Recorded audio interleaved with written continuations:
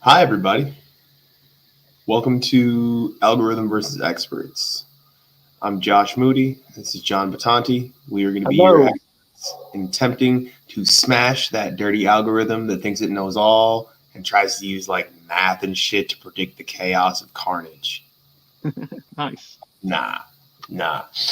If you've been enjoying this content, please remember to like, share, comment, and subscribe. Tell a friend to tell a friend, motherfucker. That's how we roll. I don't got any marketing dollars, and honestly, I don't know how much I am that dude. But John's that kind of guy. So we'll figure that out later. But the more that you can spread the word, the more helpful you can be to us. So if you are finding any value in this content, please tell a friend to tell a friend. I'm gonna keep the same grin whether we lose or win. Up or down 10, we gonna fight to the end. So I actually want to start with a little thought experiment. So the lightweight champion of the world has a name, and his name is Charles Oliveira. He does. I'm such a fan of him now lately. Jeez, that guy. Lately, you're not like an old school fan of Chucky Olives? I started to really jump on elevator train the Kevin Lee fight. I was like, oh, I love this guy. He's so awesome. That was in quarantine. That was what, like 3 years ago. But I know he's been around forever. Before quarantine. Hmm. It was before like global quarantine. Like Right. that was Yeah, that was Brazil, and I remember that fight thing because I remember I bet Oliveira that fight, and I think that was like the biggest MMA parlay I ever won. He was the last leg, and when he choked him out, I was like, yeah. I think I won like 3,700 on the one parlay. I was like, I couldn't believe he was under. He was like plus 150 for that fight. Like Kevin Lee was like minus 200. It was something like that. Like he was a favorite it was in Brazil. It was in Kevin Lee had that. I think he had that crazy knockout of Gillespie. He was coming off that, so everybody was just on him. All right, so despite losing his title on the scale due to apparently somebody miscalibrated the scale at the hotel. Yeah, there was a lot of thing going around, but Dana White didn't really he didn't bypass that thought. And neither did the commentators during on the night. They kind of it's not like no one really said it was BS and they were just complaining, and they actually said they're going to have he's going to hire security guards to watch the scales overnight. I can't believe they didn't have security guards sitting there with the scales before. Like, all right, ludicrous, absolutely ludicrous. Would not have that. Well, he said they had anyone could just come down and check their weight, so kind of everybody was on the honor system, don't fuck with it. But everyone's from different parts of the world, and some people no one uses pounds, some use kilos, so they're constantly changing. That part is definitely bullshit. But if you even move the scale, blaming it on switching it from kilos to pounds, if you have a scale that goes wrong when you switch from kilos to pounds, you just have a shitty scale. Right. I shouldn't have to recalibrate for that. But something as easy as moving that scale an inch can change the surface that it's on, right? And now the scale's tipped that far, and that can cause you to recalibrate it. So there's all sorts of things that could have happened. But if he's want to use that as an excuse, dude, just buy a better scale. That's bullshit. But absolutely, they should have a security guard there guarding the scale. Because if fighters aren't going to have access to the official scale, what are they supposed to do? On regional scenes, you bring your own scale, you match it up against the scale that's going to be used, okay, and then you go check your own weight all the time, right? So you don't it's not like a 1-to-1, right? It's not always perfect, but now I know that my scale is 2.6 pounds off. Cool, all right. And then you just keep that in mind every single time you check your weight. Mm-hmm. But if I'm walking back down there all the time and having to recalibrate shit, no. That's we can't have that shit. Or give them all their own scales, yo. They got the money. If they can give them all gloves and take them back, they don't even really take the gloves back. But if you can give them all gloves, give them all their own scales. Anyways, So, thought experiment. Charles Oliveira is the champion. I'm gonna read you the top 15, and I want you to tell me who you believe has a chance against Charles Oliveira. All right. So Charles Oliveira is number 1. Yeah. Dustin Poirier is number 2. Mm-hmm. Justin Gaethje number 3. Those are Charles's last 2 fights. Mm-hmm. Right. Beneil Dariush. Mm-hmm. Michael Chandler. Mm-hmm. Right.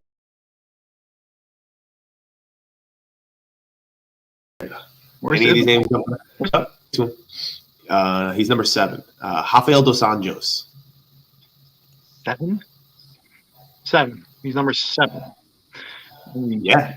Right, because don't look at UFC ranks. If you're looking at UFC ranks, when Conor McGregor was booked to fight Dennis Siver, at one point Conor was ranked like number 4 in the division, and Dennis Siver was ranked like number 17. Mm-hmm. And then 3 days later, no fights had happened, and Conor was now ranked number 2, and Dennis Siver was now ranked number 8. Okay. Right? Like the UFC just changes their shit willy-nilly. No fights in the division happen, and they just will start sliding shit. Right? Because it's not a legit system. So if you want real ranks, go to fightmatrix.com. Fight Matrix. Okay. All right. They have an actual algorithm that weighs fighters against their opponents. And awards different points for different shit. I don't really understand the algorithm fully, but they do explain it on here somewhere. So I'll check it out. I never heard of that fight. At number 6, we have Rafael dos Anjos. 7, Islam Makhachev. All right, I think we can stop there. I don't think there's anybody. I mean, it's going to be one of 3 guys. It's going to be RDA, Islam, and Dariush. I mean, RDA has been pretty inactive, and I don't think he deserves a title shot over Dariush or Islam. So it's going to be. We've seen the other. Inactive. He has been very inactive. He's probably had 1 fight in 2 years, probably 2 or 3 years. I don't think he's fought much at all. But he's had his run. He hasn't been. He's not deserving over Dariush or Islam. I mean, they deserve their chance. Everyone else has had their chance. I think the question is who's the actual number 1 contender between Dariush and Islam. The fight we didn't get to see. I don't know. I think RDA is is a better fan matchup. I think people would want to see that, and I think that's a very good style matchup. Very good. I think that's a win-win for everybody. But I don't think he deserves a title shot over Islam or Dariush at this point. Islam's won what, like 15 fights in a row? I mean, the guy deserves a shot. I will check in a moment. You are right. RDA fought once this year, did not fight at all in 2021. Fought in November of 2020 against Paul Felder. Oh yeah, I remember that. Felder took it on short notice, so he's lucky he had that fight. That was because Islam pulled out. Islam pulled out. That was against Makhachev, was it? I forgot. No. Dos Anjos tested positive for COVID 2 weeks earlier against Islam. And then, no. Islam pulled out. Mm-hmm. Islam got injured. So they were supposed to fight in October, and then Islam pulled, and then he pulled out because of COVID. And then they were supposed to fight 2 weeks later, and Islam pulled out due to injury. All right. So you don't think any of these people stand a chance? Oh, no, of course they stand a chance. It's just who already had their chance. Yeah, I mean, it's MMA. Okay. I mean, they're all killing. Justin had his chance. Michael Chandler had his chance. Tony Ferguson had his chance. So we'll scrap those 4. Yeah. So Neil, RDA, Islam, Matthias Gamrot, who I honestly don't know that well, but he beat Diego Ferreira. He's 21. He beat Diego Ferreira. He's not in the title picture yet. But he's ranked number 9. Yeah, but he's not there yet. I mean, it's granted you can pull anyone from the rankings if everyone else had their chance. I'm fine with that, But who's been the most impressive? Who's been beating guys and who deserves their shot at the title? I mean, if you want to just pick one guy, it's got to be Makhachev. If you want to make a contender fight, then it's got to be Dariush versus Makhachev. Has to be. And then you have maybe RDA. I mean, RDA can bang with any of Chandler, Gaethje. RDA is already scheduled to fight Fiziev. Okay, They're the fight against Fiziev. Fiziev's ranked number 13. So RDA is probably like 2 or 3 fights out then from a title shot. Probably 2. If he beats Fiziev, then he'll probably have to fight, like whoever's left. Maybe he gets a shot at like a contender spot. But I don't know how that's going to play out. But it looks like the early word is that December, the lightweight in Brazil. They're trying to do one in Brazil in December for the lightweight strap. But no, it's definitely Oliveira versus. It's going to be versus Islam or I assume it's going to be Islam or Dariush. It's just who. I don't know if they might have them do a contender fight. Like they might actually, because it's such a long time in between, they might have those guys do a fight in August, and then you get to fight Oliveira. Long time in between. Why? Why would they not just have Charles come back? Why wouldn't they have Charles come back? Did he say he needed time off or something? Well, he's taking his time off. His normal time off. He's not. I don't know if he's in a rush to get back, but I think that he wants to fight in Brazil, and the earliest they can do that is December if they have a spot in Brazil. I don't think Dariush is fighting until ready. He's still not healed until August. He wants to fight in Brazil. Okay. Yeah, and Dariush can't fight until August or September because he got hurt. Okay. So maybe because that's still enough time. If they can do a number one contender fight and still have 4 months until fighting Oliveira in December. But Islam's going to get it if that's the case. Islam fought more recently than not more recently. Yeah. Islam fought more recently than Beneil. Beneil hasn't fought in a year already. That was a year ago, the Tony Ferguson fight? Almost to the day. In 4 days, it'll have been 1 year since that fight. Yeah, I think he had a baby and he got hurt, so he's been MIA. Yeah. But he's been doing well. Beneil needs to fight RDA. Although they're former training partners, I don't know if that'll actually happen. The only other or Beneil could fight Diego Ferreira. Beneil could fight Arman Saryukian.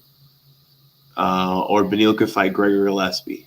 You want to hear how bad bookmakers are at making combat sports lines? So before Oliveira beat Gaethje, they set lines already for to see who Islam Makhachev after Islam beat up Bobby Green. So they made Islam minus 500 over Oliveira if it had to happen in 2022. If it happened. So after Oliveira beat Gaethje, they still have Islam at minus 300, but they dropped them a ton, substantially.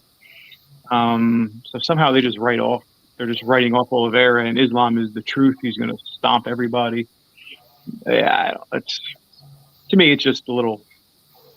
I feel like it's just they're basing that on Khabib's career. I mean, I don't see how. You're backing. Yeah, I don't see how you can. I don't see how you can comfortably make anyone minus 300 over Oliveira just in a mixed martial arts fight in general, a championship fight. Like, I mean, the champs generally should be in the 2-to-1 range. It's insane. But a long way away. Dude, I'm pretty sure Islam's record up to the point of man. Islam's record's more impressive than Khabib's record was when Khabib got the title shot. Right? So, I'm looking at it. Now, Khabib was undefeated, right? But he beat Dos Anjos, who was a true top 5 opponent in 2014. Right. And then he beat Edson Barbosa, and he was also a top 5 opponent. Right, and he beat them. He made them all look bad. What was that? He made them all he beat them soundly. Like he crushed everyone. He crushed all the guys he fought up until that point. Michael Johnson. Was it Michael Johnson? Michael Johnson, one of them. Yeah, but Michael Johnson is not a top 5 fighter. No, but he was really he was not the Michael Johnson we've come to see in the past like 3, but he was really he was good back then. He was much better.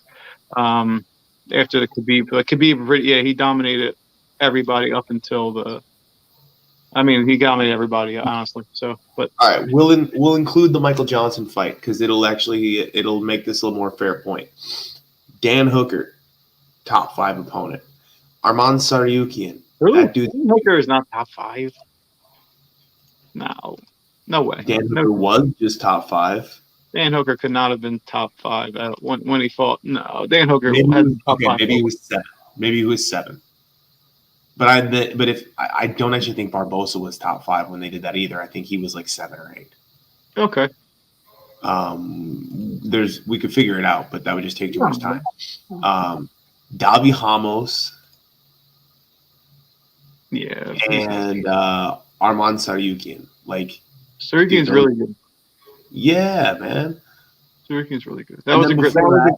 Who cares? That was a good fight. That was a good fight. Like, I don't care if people want to say that was boring. No, that was a really good fight. There was a lot of wrestling. There was a lot of grappling exchanges in that fight that were really sick. So I think even though that fight didn't have a lot of striking thing, that was a fun fight to watch. Arman Tsarukyan out-wrestled Islam Makhachev. Like, yo, that was like a Floyd Mayweather type, Floyd versus Canelo type fight. Yeah, that was great. He's young before he's a world champion. Yeah. Craziness. Yeah. Dude, Islam's record is every bit as impressive as Khabib's record was going into his title fight. Every bit. Yeah. And he's I find him more impressive. Like, he doesn't smash people in the same way, but he finishes more people than Khabib does. He does, yeah. But anyways, any highlights from last week's card that you want to mention? I mean, the main card was kind of. I mean, you had two out. I mean, you probably had the KO of the year, and the Oliveira fight was just a great fight. It was a great scrap. With 2 guys going after it. I think you saw Gaethje just over swinging, and like he almost knocked him, like fell over twice. He was just so like it was like wow. Like but I mean, overall, I don't know. Was it? I guess it made up for the thing, but I kind of wanted to see more from like from like a pay-per-view standpoint. Like it wasn't. I don't know. The Rose fight was just such a everyone forgot it happened already. It was so bad. But I think Tony Ferguson looked good to me. He looked good. He won that round, the first round on all 3 judges' scorecards. He just got caught. I think he's always had an open chin. He doesn't really have striking. He's not really a strike defender. But he just got caught. I think he was on his way to winning that fight. Unfortunately, but for us, I think we both had bet Tony, and he just got Chandler, just really beautiful kick right up the middle. Perfect spot. When Tony fell, I think in my head, we were like, oh no, like he's out, like just shoulder slumped out cold. Oliveira really just seems to walk through the fire. And he's really just, jeez, man, he's really just, I can't think of a guy who's defended the belt 3 times against like people of that caliber and just with getting knocked down and still just coming back and finishing them. Like I mean, the man's really impressive. He's still not getting. I think he's starting to get a little credit now after the way that fight was. I think people like it. I think he's getting a little credit now, even though he doesn't speak English. I still feel like now he's going to sell pay-per-views, and UFC will give him the respect he deserves. With maybe, like the scale incident, I think they're going to throw him a bone and give him a championship. I think he'll get the championship fight in Brazil. So that's good to see happen. What about you?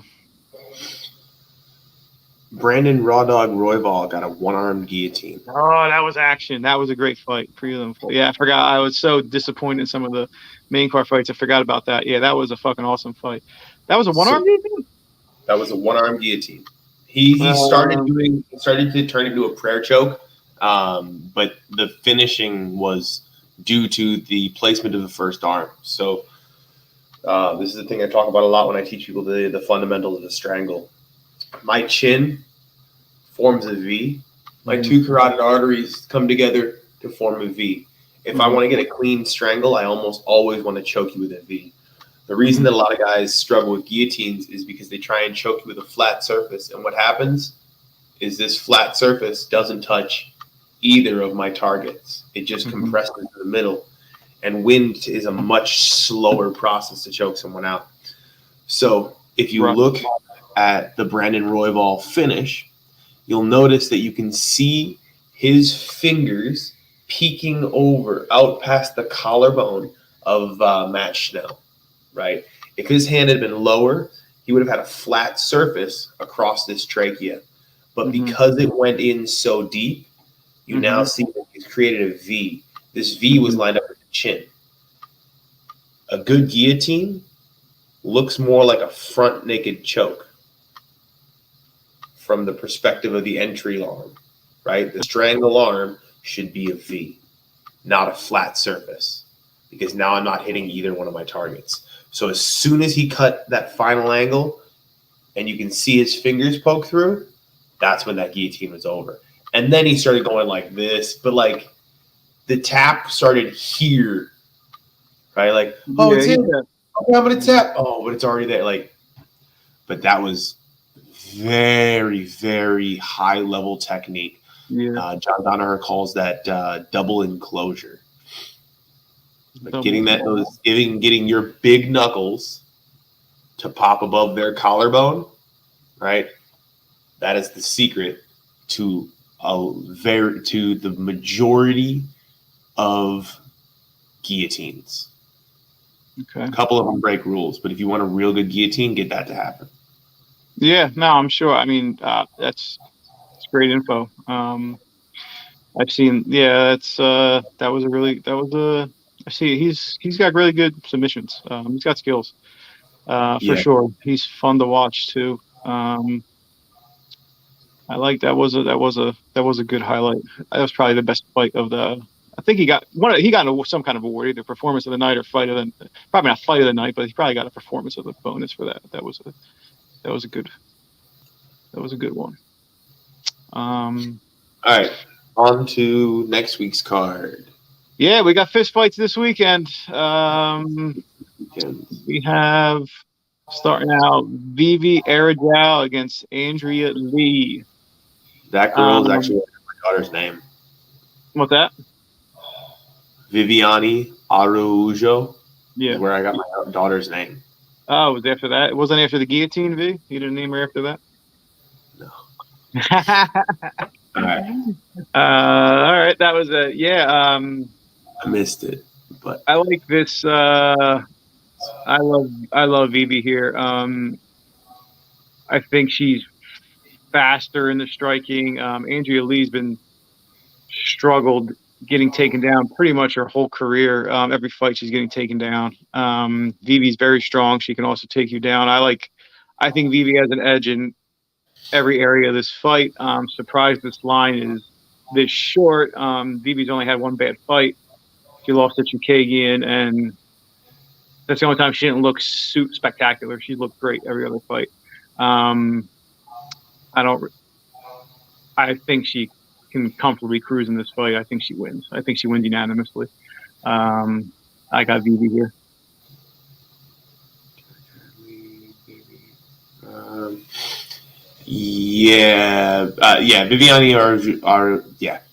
Viviane should beat Andrea Lee. I know Andrea Lee's been on a hot streak lately, but honestly, for a while, she was super unimpressive. Right. I may just be counting her out, but each of the times that she's gotten a victory recently, I've kind of been like, I didn't know that was coming. Right. I mean, she did. She beat Antonina. Oh, yeah. That she beat Antonina, who doesn't understand the grappling at all for some reason. Right. She had a bad triangle for 3 minutes. What happened in this? I don't remember what happened in the Cynthia Calvillo fight, But then if you look at that before that, she lost the decision to Roxanne, lost the decision to, like, no. Andrea Lee just beat her up on the feet. Like, Cynthia's striking just wasn't good. She couldn't take her down at all, like, which was probably the shock to everybody. Like, why are you not getting this girl down? Like, you're a good wrestler, a good grappler. Yeah, she didn't get her down at all, and she just looked bad. So Cynthia Calvillo is, I don't know. Cynthia Calvillo has been pretty disappointing her last like 3-4 fights, but I don't. I feel that. I feel that this line. I don't like. I think Vivi should be the favorite. So where I got Vivi. Interesting fight here. Amanda Ribas and Chukagian. So Ribas is moving up. She's going to fight at 125. Chukagian has a habit of just really smashing the girl she's supposed to beat. She also gets smashed by the elite Andrade, Valentina. Like, so she's not really. She somehow has a big gap. Like, she can't compete with the elite, and the other ones in the division can't compete with her. So it's an interesting skill set to have. Ribas moving up 10 pounds. I guess she just wants to fight. I don't know why she would want to move up and fight the number one contender. Ribas is going to look, even though she's going to be 10 pounds heavier than her other fights, she's going to be small. Chukagian's like 6 inches taller, has a reach edge. Her leg length, she has an edge. Ribas is wrestling in general and everything. She's not taking people down. I don't know. Like, I don't see how she win this fight. I assume she wants to try to get it on the ground, but Chukagian's got really good takedown defense. She's far from a joke on the ground. I don't know. Ribas' last fight against Janjaba. Janjaba gassed, and Ribas had to turn that into a striking battle, which was great. It won her the fight. She beat Janjaba up the second and third rounds. After losing the first round, she got taken down, and then she was able to her striking, her Muay Thai was able to win her that fight. That's definitely not going to win this fight. Like, she's not going to beat Chukagian in a striking match at all. Ribas is showing, if anything, to be a little chinny. I don't think Chukagian has power. Based on getting knocked out by Marina Rodriguez? Yeah, but the power, it's not going to matter here because Chukagian doesn't finish anyone. So it's nullified. There's no power. So I don't know. You might have to see a different viewpoint of it, but I don't know. I don't see her path to victory here. Ribas even will say that she's fat at 125. She says she prefers the way that she looks and feels at 115. Mm-hmm. So I don't like that. Caitlin is a big 125er. Yeah. With good outside footwork. Amanda has good striking, but that's not her thing.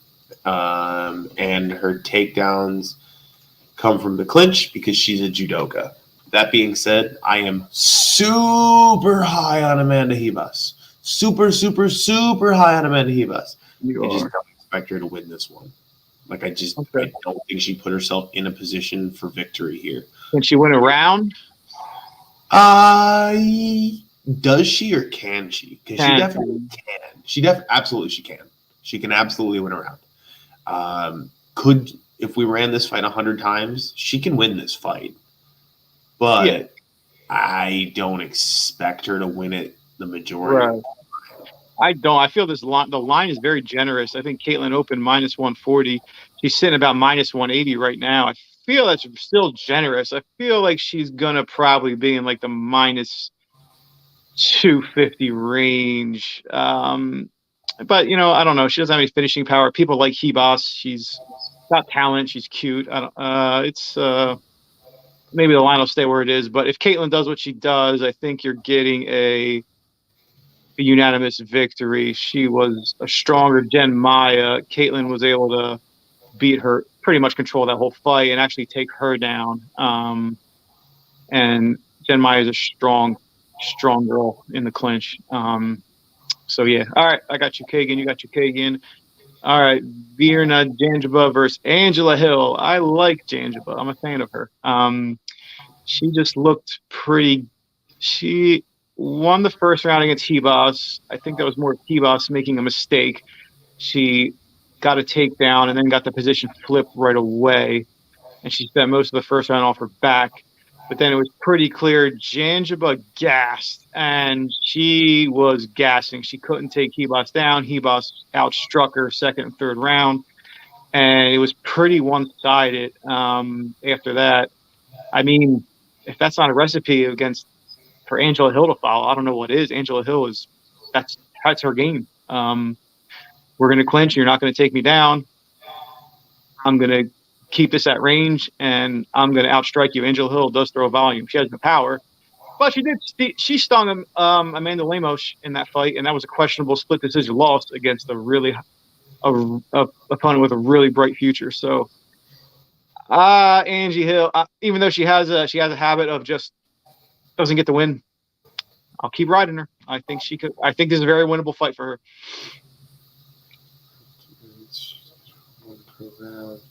Angela Hill. Yeah, percentages. Angela Hill really, really, really struggles against grapplers. It has for a while. That being said, Angela Hill, top 5 favorite fighter. Like, she really is. I always want to watch an Angela Hill fight. They're always fun. And personality is fucking awesome. She's hysterical.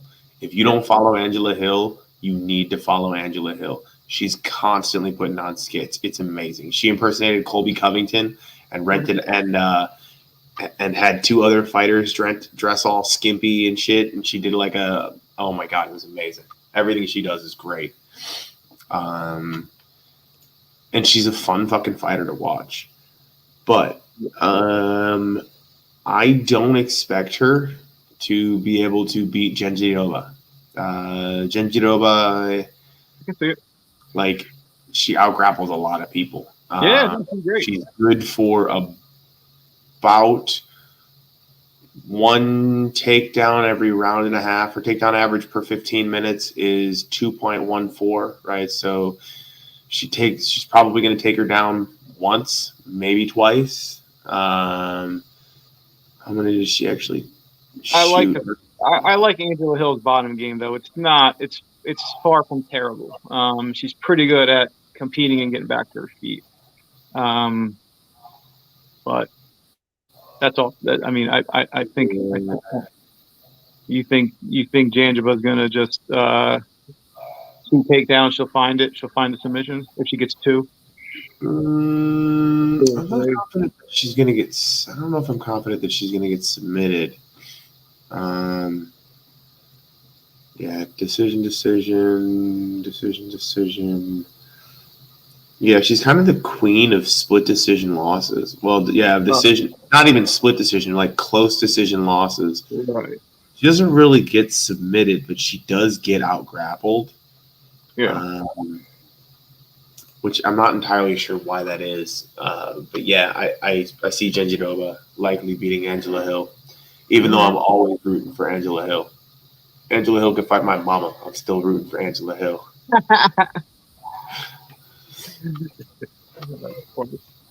All right. So I like it. Definitely see it happen. Definitely a tough fight. Michael Johnson versus Alan Patrick. Yeah, Michael Johnson just finds ways to lose fights that he's winning. Is he on he's on a streak, right? He's on a losing streak, if I remember correctly. He's on a streak.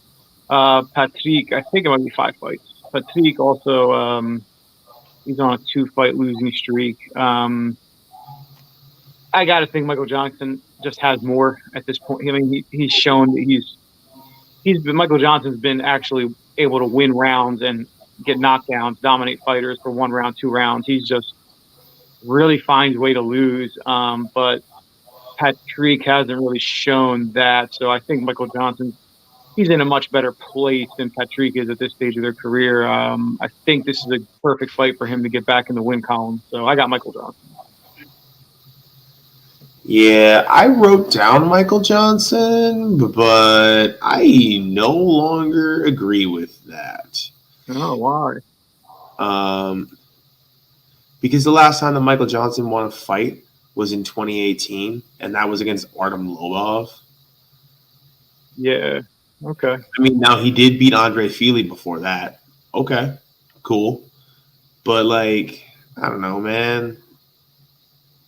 Yeah. Thiago Moises should not have been able to ankle lock him as easily as he did. Like that looked Right. He was winning that fight. He finds ways to lose. So simpler way to put it. He's been doing that. 100% Clay Guida should have smashed him. That's just a styles issue because Michael Johnson, despite having a wrestling background, doesn't seem to be able to grapple. I did not see the Stevie Ray fight, and I don't know a ton about Stevie Ray other than he beat Joe Lozon early in his career. Josh Emmett. I'm not surprised that Josh Emmett beat him. But then, like, okay, you beat Andre Fili. Like, I'm that's a good win.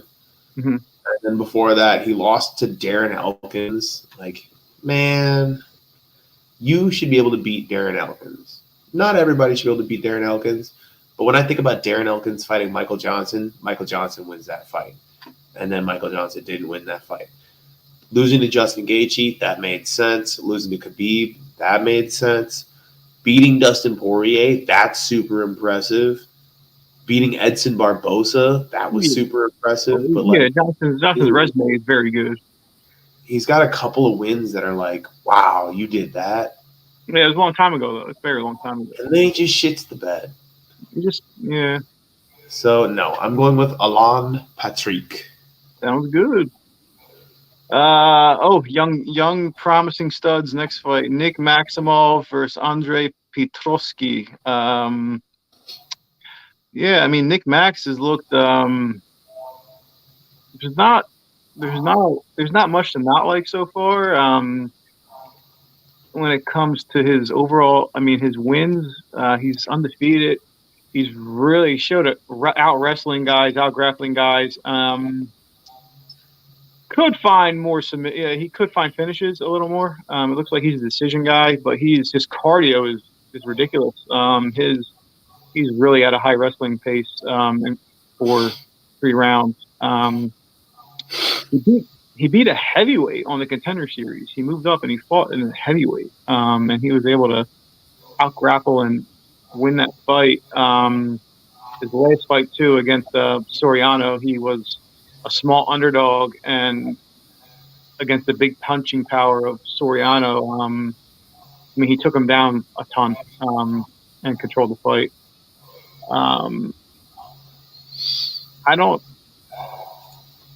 Petroski has beaten 2 guys that aren't no longer in the UFC. I think he beat Yongju Zhao and someone else. Sloppy fights. Petroski did what he had to do to win those fights. He did look like he gassed a little bit. I don't know. He's definitely got some pop though. He's got some power. He's got some power in his hands. But I think this is going to be a grappling type fight. Petroski's, I think, a Gracie BJJ out of Philadelphia, black belt. Nick Max is the Diaz Academy black belt. So I guess, I mean, I got to lean Nick Max here, but I wouldn't bet it. He's a really big favorite now. It wouldn't surprise me. It wouldn't stun me to see an upset, but Nick Max should get the win. Yeah, I haven't been impressed by Nick Maximov when I've seen him. And I was moody with Petroski. Okay. I could be a little bit biased. I like the guys that come out of Renzo Gracie Philly. I've seen how they train, and they have, like, everybody I know that's in the UFC that came out of that camp is doing super well in the UFC. True. Super well. And I don't see any reason why he would be any different. As long as he keeps his cardio up. So if Maximov is able to push a crazy pace, Petroski should get tired because that is seemingly his MO. But that dude finishes people. And he's enormous. He is big. Yeah, he's very jacked. Bruce. Frank Camacho versus why did I just lose? Miguel Manuel Torres. Yeah. no. Yeah. This is so Camacho is definitely fought the better competition or people you've heard of. Torres is still coming up. I think this is going to be action. I think this fight is going to be bombs away. Both guys like to throw. Not great striking defense. It's offense. I think this is a fight that I think you might see a finish here early. I'm not quite. I think Torres has the better chin. I'm just going out on a limb. It's a 50-50 fight, toss up. I'm going to go with Torres. It's tough, but I like Torres. I don't know much about Camacho other than his resume looked pretty good, but I think I like Torres. You'll know this better than me. This fight, I don't know this fight too well. I don't know anything about Manuel Torres. You're not supposed to, though. That's true. That's true. This is his first UFC fight, and I did not see his Contender Series fight, but it was only 2 minutes long. But if we look at his record, first round finish, first round finish, first round finish, first round loss, seemingly decision, first round loss, first round finish, win by decision, a couple not listed, first round finish, first round finish, first round finish. Like, the dude finishes people. Mm-hmm. Frank Camacho, meh. Got finished by Justin James, who just kind of, I don't know, man. Like, is he still in the UFC? I've seen him, but no, genuinely don't know if he's still in the UFC. Yeah, he's not in the UFC anymore. Because he lost every one of his UFC fights except for that one. Mm-hmm. Beneil Dariush, no harm in losing to Beneil Dariush. That makes a lot of sense. Hey, he was supposed to fight Alan Patrick.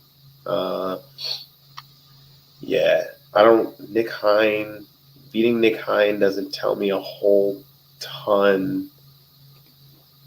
Lost to Jeff Neal, lost to Drew Dober, lost to Li Jingliang. Like, I don't see any reason why Frank Camacho should win this fight. Miguel Torres should win this fight the vast majority of times. I like him. I'm picking the thing. So, all right, we got him. Davy Grant versus Louis Smolka. Davy Grant turned he's a wild man out there. This fight should be action too. Davy Grant's striking has gotten a lot better. I like what I saw out of him in his last fight. He put up a really good fight against Adrian Yanez, who's really highly touted in the division. Davy Grant he won a round. He looked good in that fight. He didn't get finished. That was a good fight. I like Davy Grant's pace. I like that it looks like he's the well-roundedness of his grappling, striking. I think that's going to do him well here. Also, Davy Grant's chin has been his chin looked really good last fight because he got hit a couple times. I like him. I like him to win this fight. What do you think? Davy Grant isn't active enough and loses to the bigger names.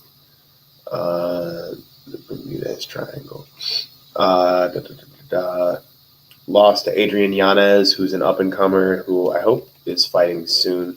Lost to Chito Vera. I remember that being pretty bad. He beat Chito like 5-6 years before that, but that was not if I remember correctly, that was not a great appearance from Davy Grant. I don't know who Jonathan Martinez is or Martin Day. I like Gregory Popov's name because he's like the most Asian dude in the world and just has a straight up Russian name. But other than that, I don't know the guys that he's beating, and I do know the guys he's losing to. That being said, Luis Smolka kind of goes back and forth. Since getting to the UFC in 2016, in 2014, he has won 1, lost 1, won 4, lost 4, got cut, won 3, came back, won 1, lost 1, won 1, lost 1, won 1, lost 1. Like, he just goes back and forth in the UFC. But let's see. Vince Morales, Casey Kenny, Matt Schnell. I know all these people. Matthias Nicolau, that's a good fight. Tim Elliott, Ray Borg, Brandon Moreno. Like, these are all Ben Wen. Patty, he's fought a lot of really high level content, a lot of high level competition. So I'm not super worried about him stepping up against somebody like Davey Grant. I don't believe he gets finished a lot. Although it turns out I'm actually an idiot, and recently he's been finished a lot. But I think that's because he's fighting at 135, and he's not a 35er, he's a 25er. I believe he's one of those guys that they said, hey, you can either fight at 135 or you can get a new job. Back when they were going to disband the 25 division. And now I think he just doesn't want to cut that weight. So I don't like either of these guys to win, but I have to pick someone, so Davey Grant it is. Oh, Davey Grant it is. I like it. All right. Jake Hadley versus Alan Nascimento. So Hadley is making his debut after his Contender Series win. I think he missed weight in the Contender Series. He did look good. He's got very highly touted jiu-jitsu for a British fighter. I did watch his fight, his Contender Series fight, and he fought another grappler from the Northeast, and Hadley looked really like he got taken down, but he was active off his back. I mean, he was throwing submissions up left and right. When he decided they weren't there, he said, "Okay, time to get up," and he got up easy. Like, he looked like he was the guy that looked like in control. Of that, even though he was on his back, like he was on the back because he wanted to be there. He was throwing up everything. He was going Kimura, hip bump, guillotine, omoplata. Let me try this. I mean, he was going through the whole thing. Let me try to triangle you again. Then he got up, and I think the second round he went on the offensive with his grappling, and he got the submission. It might have went down as a rear naked choke, but it was actually a little more of like a neck crank on the jaw. Pressure, fulcrum choke maybe. But he got the tap. With that being said, he's definitely stepping up here though. Nascimento has good jiu-jitsu. He's also got a lot of fights against his belt against UFC caliber guys. So this is one of the spots that I always talk about. This is a very profitable spot for the underdog. Hadley's striking, okay, it looks okay. It didn't look like that amazing in his first fight. Definitely stepping up here against somebody who's striking. Nascimento is not a slouch. Can he get taken down? Yeah. But he also gets up pretty well. And I'm sure he's seen all this stuff, being that he's a black belt. So if Hadley's going to spend some time on his back, I think that's a mistake. I think he's going to give away a round. I don't think Nascimento is going to let him get up that easy. I don't know. I kind of see this playing out as Nascimento grinds out to a win, or Hadley finds a submission. But I'm going to go with Nascimento. I'll go with the veteran to stay out of the stay sub-free and find the upset. I am very interested to see this fight. Jake Hadley has 2 Gogo Plata finishes on his record, as well as like 7 rear naked chokes. Dude, he looked like his jiu-jitsu looked good, like in that fight. The fight I saw. Super aggressive. Just based on what you're saying and based on his finish rate. He's aggressive. He's definitely aggressive. Alan Nascimento. Ellen, yeah. I don't actually know how to pronounce his name. Nascimento lost to Tagir Ulanbekov by decision. Tagir didn't look great in his last fight. I haven't seen him fight very many times. That explains he's only got 3 UFC fights. But I think he's one of those Eagles MMA guys. Yeah, he is. He's probably the worst one out of those guys. Nascimento won the first round of that fight. And then he is the meanest of them all, but like he doesn't look like it. Yeah. So losing to him, who knows? Losing to Howley and Paiva, other than having one of the coolest names I've ever heard, I'm not really that impressed. And I don't know the other guy that he's beaten in the UFC. And then before that, it's like spotty record on your way up. Some of those names I know, some of those names I don't know. So I'm definitely going with Jake Hadley. All right. Yeah, I like it. All right. Co-main, we got light heavyweights. Ryan Spann versus Ion Cutelaba.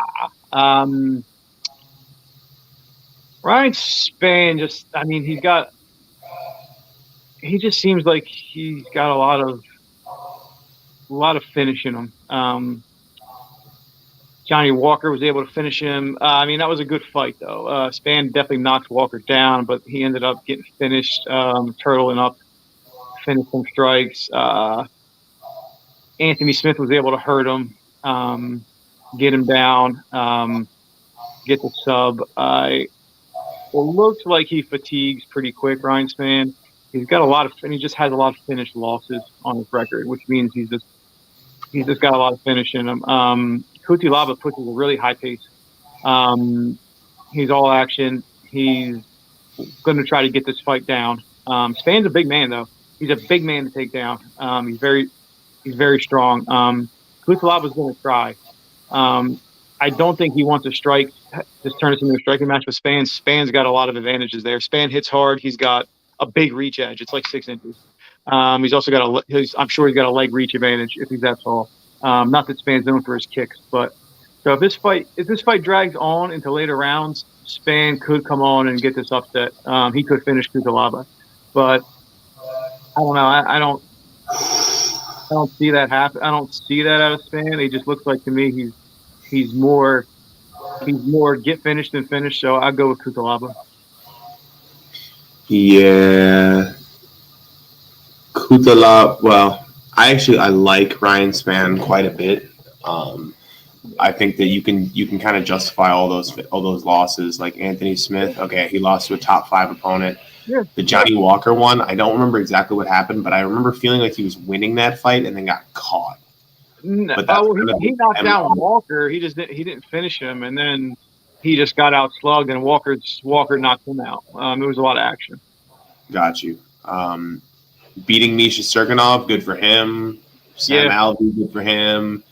Submitting Devin Clark, good for him. He KO'd Little Nog, beat Luis Enrique, and Emiliano Sordi. I actually don't know who that guy is. And then before that, like, his losses are nothing to scoff at. He got KO'd by Carl Roberson in like lickety split in his first attempt to go to the Contender Series. Like, all right, whatever. And then he went back and won 3 in a row in LFA. Awesome. Lost to Trevin Giles at middleweight. Like, homie, you're enormous. You're like 6'7". I think he's 6'5". He's 6'5", and he was fighting at middleweight. Of course, you weren't performing the way you should have. Losing to Robert Drysdale, that dude is the motherfucker of motherfuckers when it comes into jiu-jitsu. And I believe Leonardo Leche is also like a super, super impressive grappler. Mm-hmm. Like just has competed against Mario Sperry, Fabricio Verdum, Gabriel Gonzaga, Hadra Gracie, Buchecha. Like that, it's okay, buddy. Losing those ones, like no big deal. But I don't think that Ryan Spann is going to be able to prevent the takedown. Ian Cutelaba is good for 4.5 takedowns per 15 minutes. So 1 takedown every 3 minutes, a little bit less than 2 takedowns per round. Right. And he's fierce. Right. He's fierce on top when he gets there. Yeah. Yeah, I mean, yeah, but Spann's got a path to victory here. I mean, he's definitely a live underdog in a sense. If he comes to fight and wants to fends off takedowns, Cutelaba has shown he will gas. And then the takedowns are gone, and then Spann has a lot of tools that he can use. For our picks, we're gonna go with Cutelaba. But we'll see. It's an exciting fight to watch. Main event of the evening: Jan Błachowicz, Alexander Rakić. Where have you been, Alexander Rakić? So this line opened up Rakić like minus 120. Or almost even both ways. Rakić is sitting now like minus 180, minus 200. So the public's jumping on Rakić. Man, it's just so like, it's just I guess it's the eye bang test because Jan looked so bad his last fight, but I feel they're really disrespecting Jan here. I mean, Rakić hasn't shown me anything impressive I've seen in his fights. I mean, he had a boring ass fight against Thiago Santos. Then the fight before that was also fucking boring. Who was? Oh, Anthony Smith. That was a boring fight. I mean, I don't see what the craze is with Rakić.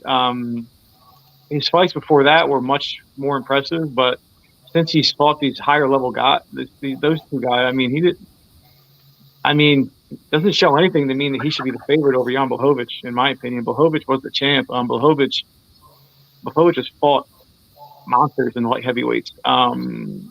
Jesus, I mean, the guy still has his Polish power. I mean, it's not gone. He just, for whatever reason, that last fight, I don't know what it was. I mean, he had a baby. He had a long time off. That fight was in Abu Dhabi, I think, all different time zones. I mean, he looked just flat to me in that fight. He looked really flat against Glover. He looked flat.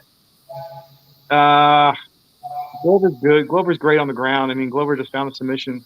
Good for him. He won the belt. Jan can he get taken down? Yeah, he gets taken down. You can take him down, but he's not awful off his back. And Rakić hasn't shown me that he's that great on top at finding, like, Błachowicz can get to his feet. Błachowicz also has good wrestling in his own right when he wants to. I mean, can he get taken down? Yeah, but he can also fight people off. Did Corey Anderson take him down? I mean, before Jan knocked him out. Corey Anderson's an excellent wrestler, with really good ground and pound. Probably some of the best in light heavyweight going now. I'm going to go with Jan here. I think Jan bounces back. I think you see a much bigger effort. This is a 5-round fight as well. I mean, we'll see. I think I don't think it goes all 5, but what do you think? Yeah, the only loss that he has that doesn't make sense to me is against Pat Cummings. But honestly, that was a while ago. That was before he really learned how to grapple. Not that he didn't know how to grapple. He's a black belt in judo, and I think his foundational style is actually judo. Sokoju, yeah, dude. I've never really looked through Jan's record before. Like, I've known who he was and watched him fight, but dude, he's fought fucking everyone. Yeah, everyone. And he's been fighting since 2007. 15 years as a professional. How old is he now? 39. Yeah. Yeah, Rakić.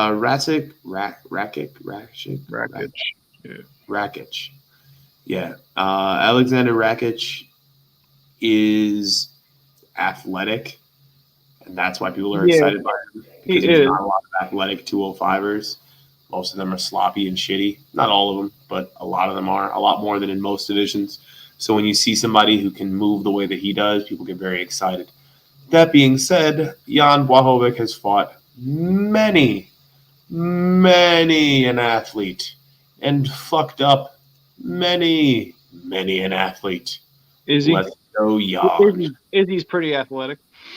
Another tidbit. So Jan Błachowicz has fought 5 rounds or has been scheduled to fight 5 rounds 4 times in his career. He's gone 5 rounds twice, and he's won them both. And he certainly didn't look like he was gassing against Adesanya. I mean, he was the one initiating the grappling and taking down in the later rounds. Rakić has never fought past 3 rounds, even though I'm sure he'll be okay. I mean, maybe, but I don't know, something that could play out. But we got Jan. Yeah, I love it. Definitely have Jan. All right. John, anything you want to say to the people? Hey, please hit subscribe, like, comment, anything. We're glad to hear your thoughts. We'll always get back to you. Just leave a message on the YouTube. Looking forward to the fights this weekend, and I'm gonna go to work.